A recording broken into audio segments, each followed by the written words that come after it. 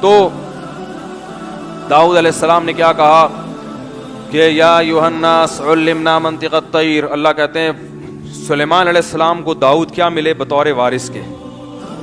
بیٹا سینکڑوں اولاد تھی حضرت داؤد علیہ السلام کے, 700 شادیاں تھیں. اب یہ میرا قصور نہیں ہے جو آپ مجھے کہیں, یہ تو تورات انجیل میں لکھا ہوا ہے کہ بہت ساری بیویاں تھیں ان کی. یہ تو 4 پہ ہمارے رب نے پابندی لگائی ہے. تو بہت ساری اولادیں تھیں. تو ان میں ایک جو بیٹے تھے ان کا نام کیا تھا؟ سلیمان. میں 5-10 منٹ میں بس بات کو سمیٹ کے ختم کرتا ہوں واقعے کو. ان کا نام کیا تھا؟ سلیمان. وورث سلیمان داؤد. وقال, لوگوں میں حضرت سلیمان نے خطاب کیا, یا ایھا الناس علمنا منطق الطیر, اے لوگو اللہ نے ہمیں پرندوں کی بولیاں بھی سکھا دی ہیں. کیونکہ ایجنسیوں کا کام کس سے لیا جا رہا تھا؟ پرندوں سے. تو پتہ یہ چلا کہ میرے بھائی کامیاب بننے کے لیے ایجنسیوں کا سسٹم بھی کیا ہے؟ ضروری ہے. سارے کام دعاؤں سے, تہجد سے. داؤد علیہ السلام تہجد ہی پڑھ رہے ہیں اور خفیہ ایجنسیوں کا کام بھی ساتھ ساتھ, کیونکہ اسباب سے کام ہوتا ہے. اسباب سے بھی اللہ نے دنیا جوڑ دی ہے اسباب کے ساتھ. دعا کرو اور اسباب بھی اختیار کرو. تو علمنا منطق, اور یہ اسباب بھی فری میں نہیں مل گئے. پہلے داؤد علیہ السلام نے محنتیں کی ہیں, جو آپ کے بس میں تھا وہ سب کچھ کیا, تو پھر اللہ نے نوازا. تھوڑے تھے, طاقتور سے لڑے نا اللہ کے حکم پہ اور جالوت کو قتل کر دیا. یہ معجزے کے طور پر نہیں ہوا, اس میں محنت تھی. تو جب اپنا کام پورا کر دیا تو اللہ کہتے ہیں اب ہماری طرف سے کیا ہوگی؟ مدد. ہم پہلے اسٹیپ پہ ہی آگے کہتے ہیں کہ اللہ کی طرف سے کیا ہوگی؟ بولو بھائی, مدد. تو ایسا نہیں, پہلے آپ کام کریں, اپنی ذمہ داری پوری کریں, پھر اللہ کی طرف سے کرامتیں بھی انشاءاللہ ہوں گی آپ کے ساتھ. تو انہوں نے کہا یا ایھا الناس علمنا منطق الطیر, اے لوگو اللہ نے ہمیں پرندوں کی بولیاں سکھائی ہیں اور ہمیں حکومت کے ہر طرح کا سامان اللہ نے دیا جو بھی کامیاب حکومت کے لیے ضروری ہوتا ہے. ان ھذا لہو الفضل المبین, یہ اللہ کا ہم پر بہت بڑا فضل ہے. وحشر لسلیمان جنودہ من الجن والانس والطیر فہم یوزعون. سلیمان علیہ السلام اپنے لشکر جمع کر رہے تھے, کہیں جا رہے ہوں گے حملہ کرنے کے لیے, تو جنات کو بھی جمع کیا, انسانوں کو بھی, پرندوں کو بھی. اور قرآن کہہ رہا ہے کہ ایک چیونٹیوں کی وادی کے اوپر سے گزرنے لگے. قالت نملۃ, ایک چیونٹی نے کہا, یا ایھا النمل, اے چیونٹیو, ادخلوا مساکنکم, دل میں گھس جاؤ, سلیمان اور اس کا لشکر تمہیں رون ڈالے گا. وہم لا یشعرون, اور ان کو پتہ بھی نہیں چلے گا. اس سے پتہ چلتا ہے کہ چیونٹیوں میں بھی کمیونیکیشن کا کوئی سسٹم, اور آج سائنس نے یہ ثابت کیا ہے کہ ان میں سسٹم ہے. اب قرآن تو کہہ رہا ہے اس نے بات کی, اب وہ کیا کس اسٹائل میں بات ہوگی یہ تو ہمیں نہیں پتا نا. اس کی بات ہماری طرح تھوڑی ہوگی کہ ابے تبے کر کے, یا جو بھی ہم, وہ ان کا اپنا ایک نظام ہوگا. سلیمان علیہ السلام سمجھ گئے کہ یہ کیا میسج دے رہی ہے, کیا پیغام دے رہی ہے. قرآن کہتا ہے فتبسم ضاحکا من قولها, سلیمان علیہ السلام کھل کھلا کے ہنسے ہیں چیونٹی کی بات پر. اس سے پتہ چلا بھائی کھل کھلا کے ہنسنا بھی تقوی کے خلاف. سنت تو یہ کہ مسکرایا جائے, بلا وجہ ہا ہوئی کرنا یہ کوئی اچھا کام نہیں ہے, لیکن کبھی کبھی انسان کھل کھلا کے بھی ہنس جائے. سلیمان علیہ السلام کو ہنسی آئی, فتبسم ضاحکا, مسکرائے ہنس کر, یعنی کھل کھلا کے مسکرائے. اور پھر اللہ سے کہنے لگے ربی اوزعنی, اے اللہ تو نے مجھے ان کی جو کمیونیکیشن ہے اور یہ جو آپس میں ان کی بات چیت ہے یہ مجھے سمجھ میں آ رہی ہے, تو یہ تیرا بڑا احسان ہے میرے اوپر. اوزعنی ان اشکر, تو مجھے شکر کی بھی توفیق دے. یہ فرق ہوتا ہے ایک سیکولر ذہنیت میں اور ایک اللہ کو ماننے والے میں, کہ وہ ہر نعمت پہ کس کی طرف نسبت کرتا ہے؟ اللہ. اور سیکولر اپنا کمال کہتا ہے, ہمیں تو یہ بھی پتا ہے, ہمیں تو یہ بھی پتا ہے, تمہیں کیا آتا ہے؟ تو انہوں نے کہا اللہ تو مجھے شکر کی توفیق دے کہ تو نے مجھے چیونٹیوں کی باتیں سکھا دی ہیں. اب کیا ہوا ہے کہ یہ بات چیت ختم ہوئی تو کہنے لگے وتفقد الطیر, پرندوں کو دیکھنا شروع کیا, بھائی سارے حاضر ہیں.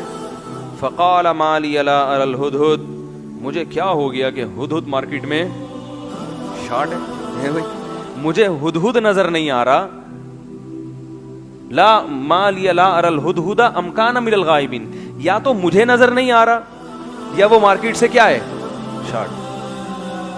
بعض دفعہ ایسا بھائی غائب ہے یا مجھے شاید میں کنفیوز ہو گیا ہوں.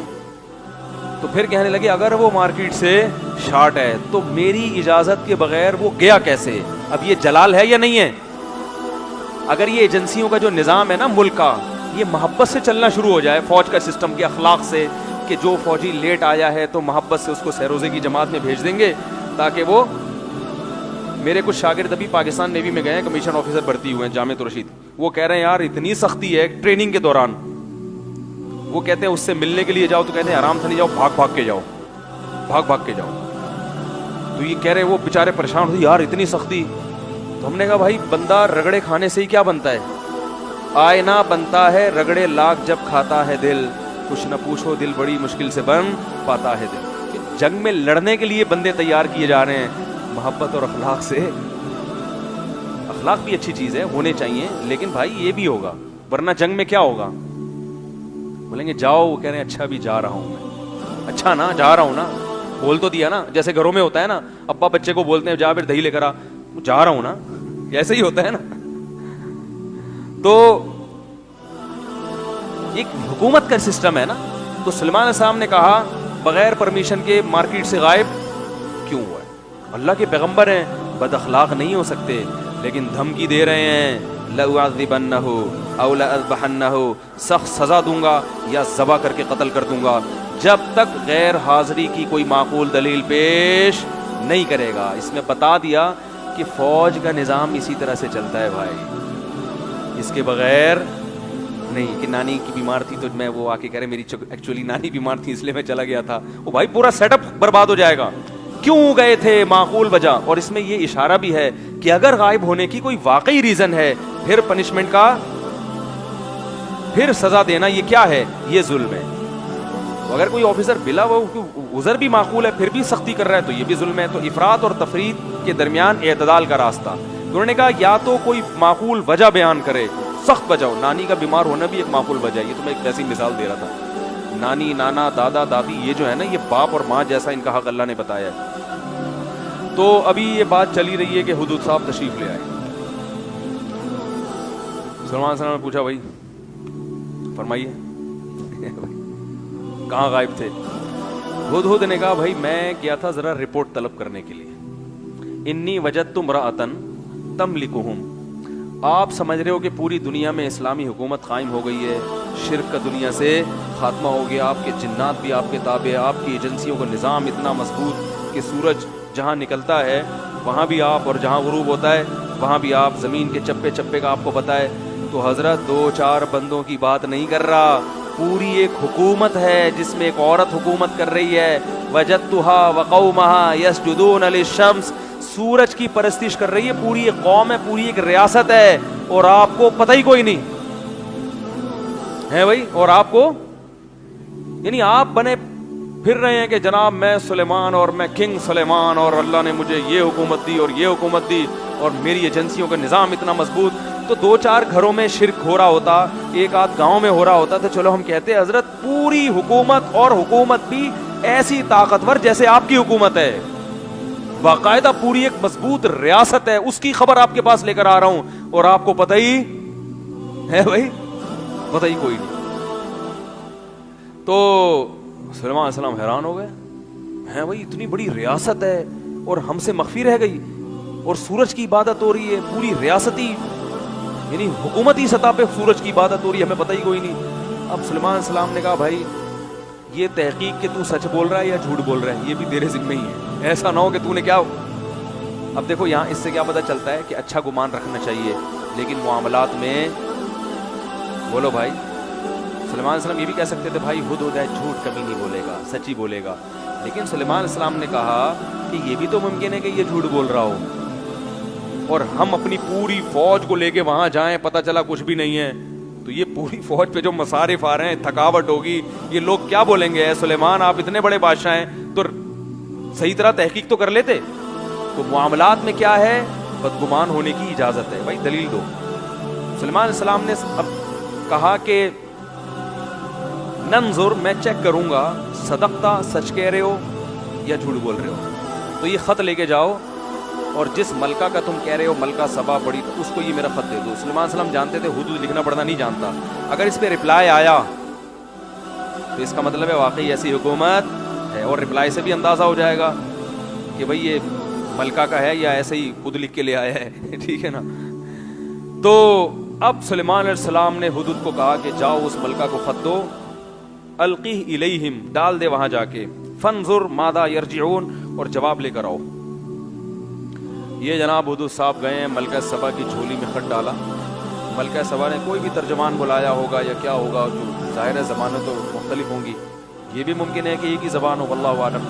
تو ملکہ سبا نے جو خط پڑھا تو ہل گئی، بڑی ذہین عورت تھی، اس کو اندازہ ہو گیا کہ یہ کسی معمولی آدمی کا خط نہیں ہے، کیونکہ کہتے ہیں نا کہ کلام الملوکی ملوک الکلام، جو بادشاہ کا کلام ہے وہ کلاموں کا بادشاہ ہوا کرتا ہے۔ بادشاہ کے جو سنجیدہ ہوتے ہیں نا، ان کے کلام بھی کیا ہوتا ہے، مختصر اور بااثر۔ ملکہ تھی، بادشاہ تھی، وہ جانتی تھی کہ بادشاہ لوگ کس اسٹائل میں وہ ابے تبے نہیں کرتے، وہ خام خامے غیر ضروری باتیں نہیں کرتے۔ تو ملکہ سبا نے جیسے ہی خط دیکھا، اس نے کہا بھائی یہ کسی معمولی آدمی کا نہیں۔ اس نے پورا دربار بلایا، جمع کیا اور کہنے لگی یا ایھا الملأ انی القی الی کتاب کریم، بڑی عزت دار خط آیا ہے میرے پاس، لگ رہا ہے کسی عزت دار آدمی کا ہے۔ کیا ہے بھائی اس میں کیا لکھا ہوا ہے؟ انہ من سلیمان، اس میں لکھا ہے کہ یہ سلیمان کی طرف سے، بس ابا دادا کا نام بھی نہیں، بس سلیمان۔